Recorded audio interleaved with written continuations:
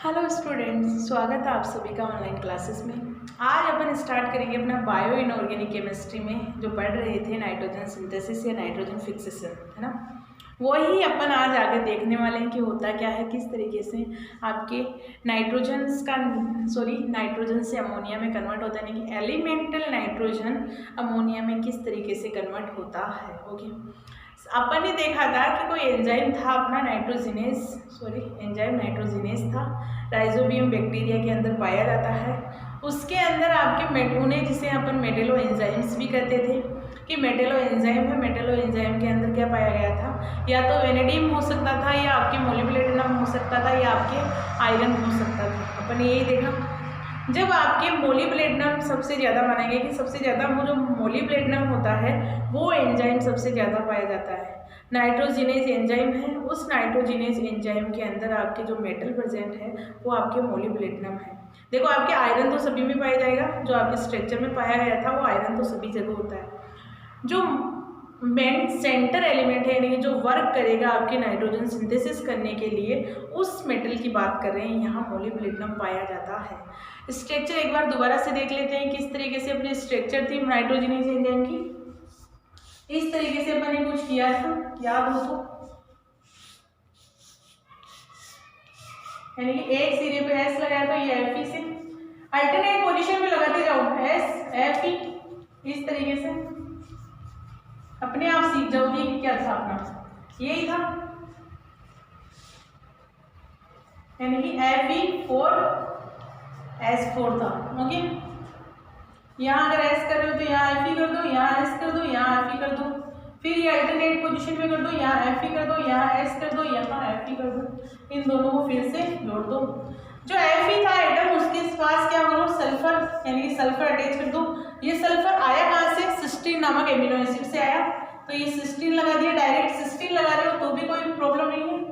Okay, ये cysteine, और यहाँ भी लगा दो सिस्टीन, यहाँ सिस्टीन और यहाँ भी सिस्टीन। सल्फर लगा रहे हो तो भी कोई बात नहीं है, सिस्टीन लगा रहे हो तो भी ध्यान रखना जो एमिनो एसिड्स से अपना सिस्टीन जुड़ा हुआ है, सिस्टीन के अंदर जो क्योंकि ये सल्फर कंटेनिंग एमिनो एसिड है, सल्फर कंटेनिंग एमिनो एसिड्स के अंदर सल्फर ही अटैच होगा। जब अपन एमिनो एसिड्स पढ़ रहे थे तो अच्छे से व्याख्या किया था कि कौन सा किस तरीके से कंटेनिंग एमिनो एसिड्स होते हैं आपके पास, है ना। अब जो आपके पास यहाँ होगा वो क्या होगा, सल्फर सल्फर सल्फर सल्फर, और जो यहाँ जुड़ेगा आपका मोलिब्डेनम हो गया, एमओ। अब जो आपके पास ये था आपका नाइट्रोजिनेज एंजाइम, नाइट्रोजिनेज एंजाइम था। नाइट्रोजिनेज एंजाइम के अपन ने ये किया कि ये अपना नाइट्रोजिनेज एंजाइम है जो राइजोबियम बैक्टीरिया के अंदर पाया जाता है। अब जो इसके पास नाइट्रोजन गैस जुड़ने वाली है वो किस तरीके से जुड़ेगी। ओके, नाइट्रोजन गैस का मतलब हो गया कि जो एलिमेंटल नाइट्रोजन है, यानी कि एनवायरनमेंट के अंदर पाई जाने वाली नाइट्रोजन है, वो आके अटैच होगी। तो ये आपके नाइट्रोजन था, इस तरीके से होगी। इसके पास लोन पेयर्स है, मोलिब्डेनम के पास क्या है, वेकेंट ऑर्बिटल्स पाए जाते हैं, वेकेंट ऑर्बिटल्स पाए जाते हैं, है ना, या एंटी ऑर्बिटल्स पाए जाते हैं, एंटी ऑर्बिटल्स पाए जाते हैं। जब इसके पास कोई खाली कक्षक पाया जाएगा तो ये क्या करेंगे, अपने लोन पेयर्स में डाल देंगे, यानी कि कह सकते हैं कि आपके कुल मिला के कोऑर्डिनेशन केमिस्ट्री आ रही है। यहाँ क्या होगा कि nitrogen as a ligand behave कर रहा है, जबकि molybdenum as a metal behave कर रहा है। जब मेटल और लिगेंड का बॉन्ड बनता है वो कोऑर्डिनेट बॉन्ड बनता है, यानी कि जो लोन पेयर्स हैं वो पार्टिसिपेट करते हैं। फर्स्ट जो अट्रैक्शंस होगा या फर्स्ट डोनेटिंग बॉन्ड बनेगा वो कह सकते हैं कि वो सिग्मा बॉन्ड ही बनने वाला है। At first sigma bond formation होगा, यानी कि आपके जो पहला बॉन्ड बनेगा वो सिग्मा बॉन्ड ही बनने वाला है। यानी कि जो जब मेटल और लिगेंड की बात की जाती है कि सबसे पहले बॉन्ड कौन सा, दोनों में से इलेक्ट्रॉन्स कौन डोनेट करेगा, चाहे आपके पास अगर मेटल भरा हुआ है और आपके पास जो लिगेंड है वो खाली है, तो उनमें से जो बॉन्ड बनाने की पहल होगी, जो इलेक्ट्रॉन देने की टेंडेंसी होगी, वो एट फर्स्ट लिगेंड की ही होगी, ना कि मेटल की। मेटल तो हो सकता है कि अगर भरा हुआ है तो बाद में बैक बॉन्डिंग कर दे, यानी कि बाद में अपने इलेक्ट्रॉन्स लिगेंड की तरफ डाल दे। जब अपन चार्ज ट्रांसफर स्पेक्ट्रा देख रहे थे तो उसमें मैंने बहुत अच्छे से बताया कि किस तरीके से एक दूसरे के अंदर इलेक्ट्रॉन्स को डोनेट किया जाता है, लेकिन जो फर्स्ट बॉन्ड बनेगा वो लिगेंड की तरफ से ही होगा। लिगेंड के ही इलेक्ट्रॉन्स या लिगेंड्स के ही लोन पेयर या लिगेंड के ही नॉन बॉन्डिंग इलेक्ट्रॉन होंगे। ओके, तो अपना एट फर्स्ट जो बॉन्ड बनेगा यही बनेगा। अब आप ये नहीं कह सकते कि नाइट्रोजन की वैलेंसी कंप्लीट करो, ये 5-4 बॉन्ड नहीं बना सकता, वो यहाँ लिगेंड्स के अंदर नहीं देखा जाता। जब कोऑर्डिनेशन केमिस्ट्री में बात की जाती है, जैसे एक एग्जांपल लेती हूँ, CuH2O4 है, 2+ है, इसमें जो वाटर इससे कॉपर के साथ जुड़ेगा वो इसी तरीके से जुड़ेगा। आप यहाँ प्लस माइनस चार्ज कतई मत लगाना, क्योंकि ये बॉन्ड कोऑर्डिनेट बॉन्ड है, आपका नॉर्मल बॉन्ड नहीं है। ओके, एक मिनट, है ना। तो अपने पास जो ये नाइट्रोजन है ये भी एज ए लिगेंड बिहेव कर रहा है, एज ए लिगेंड बिहेव कर रहा है यहाँ, ना कि एक अपने पास कोई एटम होगा, यानी कि यहाँ कोई अपन ना तो आयनिक बॉन्ड बना रहे हैं ना अपन संयोजक बॉन्ड बना रहे हैं, हम बना रहे हैं कोऑर्डिनेट बॉन्ड। अब यहाँ से ही आके अटैच होगा और किसी भी नहीं होगा। तो अब जो नाइट्रोजन फिक्सेशन है, नाइट्रोजन फिक्सेशन के अंदर जो मैकेनिज्म है कि किस तरीके से अमोनिया का निर्माण होता है वो देखेंगे अपन एक मैकेनिज्म के थ्रू। उसके अकॉर्डिंग अपने को पता चल जाएगा ये किस तरीके से आपके यहाँ एक कह सकते हैं कि अमोनिया का निर्माण किस तरीके से हो रहा है। ओके, देखो अब दोबारा से बात करते हैं। मोलिब्डेनम एक सरफेस एरिया प्रदान करता है, ना कि एक अपने पास की कोई एंजाइम क्या करते हैं, एज ए कैटलिस्ट की तरह बिहेव करेंगे।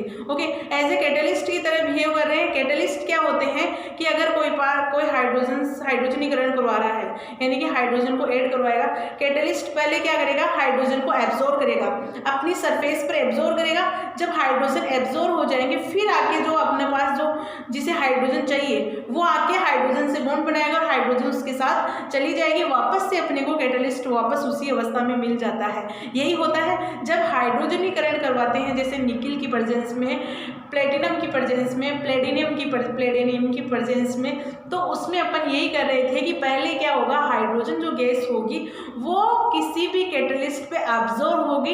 एब्जॉर्ब होने के बाद यानी कि उसके बाद यानी उसमें क्या होगा, जो बॉन्ड बनाने आएगा, यानी कि जिसे हाइड्रोजन चाहिए, जो भी सब्सटेंस होगा वो सब्सटेंस आके हाइड्रोजन पर लगेगा, हाइड्रोजन से उससे बॉन्ड बनेगा, बॉन्ड बनेगा तो हाइड्रोजन को ले जाएगा और अपना जो कैटलिस्ट है वो आपका बच जाएगा, यानी कि जो आपका जो रिमेनिंग होगा वो आपका कैटलिस्ट होगा। कैटलिस्ट की परिभाषा अपन जब देखते हैं कि ये आपके रेट ऑफ रिएक्शंस को इंक्रीज भी कर सकते हैं और डिक्रीज भी कर सकते हैं। ये कैटलिस्ट कई तरीके के होते हैं, सिलेक्टिव भी होते हैं आपके, ये किस में कहाँ यूज़ करने वाले हैं। अलग अलग प्रकार के कैटलिस्ट है वो आज में डिस्कस करेंगे जब ऑर्गेनिक पढ़ेंगे तब। ओके, ऑर्गेनिक केयर हो गई अपनी, थोड़ी बहुत रही है वो, जब और जो रह गए हैं कुछ स्पेशल कैटलिस्ट है उनके बारे में अपन बाद में डिस्कस कर लेंगे। अभी तो केवल ये ध्यान रखो कि कैटलिस्ट क्या करते हैं, एंजाइम भी हमेशा कैटलिस्ट की तरह बिहेव करता है। ये क्या करता है, रेट ऑफ रिएक्शंस को इंक्रीज करता है या डिक्रीज भी कर देता है, डिपेंड करता है कि कौन सा कैटलिस्ट वहाँ यूज़ कर रहे हैं। तो अपना जो मोलिब्डेनम है वो भी एज ए कैटलिस्ट की तरह ही बिहेव कर रहा है। यहाँ किस काम में, ये आपके अमोनिया के निर्माण करने के लिए कर रहा है। अगर यहाँ वेनेडियम होता तो भी इसी तरीके की रिएक्शंस होती, और अगर आयरन होता तभी भी इस तरीके की रिएक्शंस होगी। अब देखते हैं नाइट्रोजन फिक्सेशन के लिए मैकेनिज्म कि किस तरीके से आपके नाइट्रोजन फिक्सेशन होता है। कहने में तो सरल टॉपिक है कि नाइट्रोजन का स्थिरीकरण, अपने स्थिरीकरण कुछ भी बोलते हैं, नाइट्रोजन फिक्सेशन या सिंथेसिस, नाइट्रोजन का सिंथेसिस कर रहे थे, यानी कि अपन जब 6th क्लास से पढ़ रहे हैं कि इन्वायरमेंट की नाइट्रोजन को सिंथेसिस करके अमोनिया के अंदर कन्वर्ट कर देते हैं। लेकिन रियल में जो प्रोसेस देखा जाता है, यानी कि केमिकली प्रोसेस देखा जाता है, स्ट्रक्चर के द्वारा देखा जाता है, वो बहुत ही इंटरेस्टिंग होता है। हाँ, आपकी नाइट्रोजनस एंजाइम तो बहुत डरावना लग रहा है, लेकिन याद करने में उतना ही ईजी है, उतना टफ नहीं है। ओके, एक दो बार बना होगी स्ट्रक्चर अपने आप आ जाएगी। जैसे आपने हीमोग्लोबिन की स्ट्रक्चर पहले नहीं थी, लेकिन जैसे जैसे ट्राई किया आपको आ गई। तो ये भी आ जाएगी। ओके, अब बात आती है, मैं डायरेक्ट एमओ ले रही हूँ, यहाँ मोलिब्डेनम डायरेक्ट ले रही हूँ क्योंकि इतनी बड़ी स्ट्रक्चर बार बार बनाना, बार बार भरना कोई मतलब की बात तो है नहीं। पहले क्या हुआ होगा, नाइट्रोजन गैस आई होगी, नाइट्रोजन गैस आई होगी तो क्या हुआ होगा, बॉन्ड बना होगा। इसको मैं नॉर्मल बॉन्ड की तरह ही दिखा रही हूँ, यहाँ कुछ मैं स्पेशल नहीं लगा रही कि कोऑर्डिनेट बॉन्ड है। ओके, लगाना चाहो तो लगा भी सकते हो, लेकिन प्लस माइनस कभी भी मत लगाना। कोऑर्डिनेट बॉन्ड बनाते समय कभी भी प्लस माइनस का उपयोग नहीं किया जाता है। अब क्या हुआ होगा, इसके पास 2 इलेक्ट्रॉन प्लस और 2 H प्लस, ऐसे कर सकते हैं कि आए होंगे, या H2 गैस भी लिख सकते हो, डायरेक्ट कुछ भी लिख सकते हो। तो इसमें क्या हुआ होगा, पहले ये बॉन्ड ब्रेक हुआ होगा, ब्रेक हुआ होगा तो क्या हुआ होगा, इसमें N डबल बॉन्ड NH2 बना हुआ होगा। फिर से क्या किया, 2 इलेक्ट्रॉन प्लस 2 H प्लस आया होगा, फिर से कहाँ अटैच हुआ होगा, एक H इसके पास हुआ, एक H इसके पास होगा, MO molybdenum NH single bond NH3 बना हुआ होगा।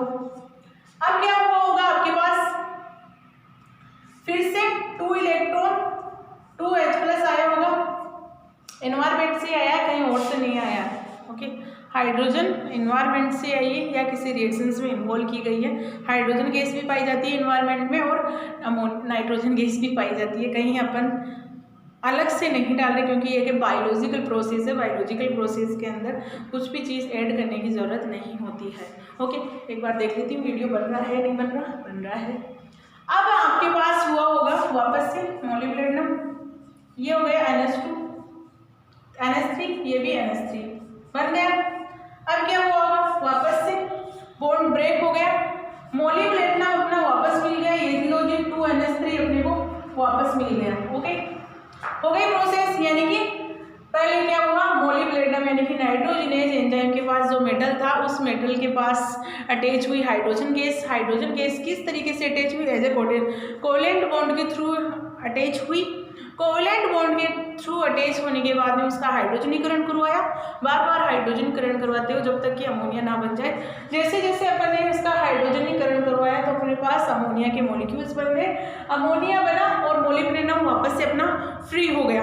अब ये फ्री हो गया तो वापस से भी बनाएगा, क्योंकि इन्वायरमेंट में तो प्रेजेंट है। तो ये प्रोसेस आपका कंटिन्यू चलता रहता है, कंटिन्यू चलता रहेगा और आपके पास अमोनिया बनती रहेगी। आपके पास क्या, पादपों के पास अमोनिया बनती रहेगी, पेड़ पौधों के पास इस तरीके से बनती रहती है। यह प्रोसेस सबसे ज़्यादा पाया जाता है लेग्यूमिनेसी कुल के पादपों के अंदर, यानी जिनके अंदर फलियां आती है। जिन पादपों के अंदर लेग्यूमिनेसी कुल क्या होता है, जिनमें फलियां आए उनके यानी कि गंवार के अंदर सबसे ज़्यादा नाइट्रोजन का निर्माण होता है, यानी कि अमोनिया का निर्माण होता है।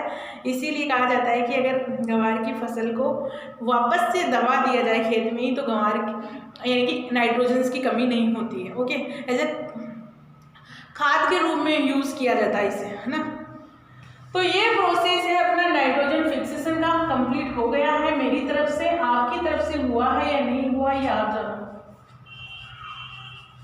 नाइट्रोजिनेस या नाइट्रोजन फिक्सेशन। ओके, अगर एग्जाम में आ जाता है तो क्या करना है कि नाइट्रोजिनेज एंजाइम का स्ट्रक्चर बनाना है, उसकी कहानी लिखनी है और साथ में मैकेनिज्म लिख देना है, कंप्लीट हो जाएगा आपका ये प्रोसेस। ओके, ये चैप्टर भी अपना लगभग कंप्लीट हो चुका है। अब इसमें कुछ नहीं रहा है, कुछ ही नहीं रहा है। ओके, मेरी तरफ से ये चैप्टर भी कंप्लीट हो गया है। ओके, कुछ थ्योरी है कि आवश्यक यानी कि एलिमेंट कौन से होते हैं, वो सब आपके पढ़े हुए हैं, वो देख लेना एक बार।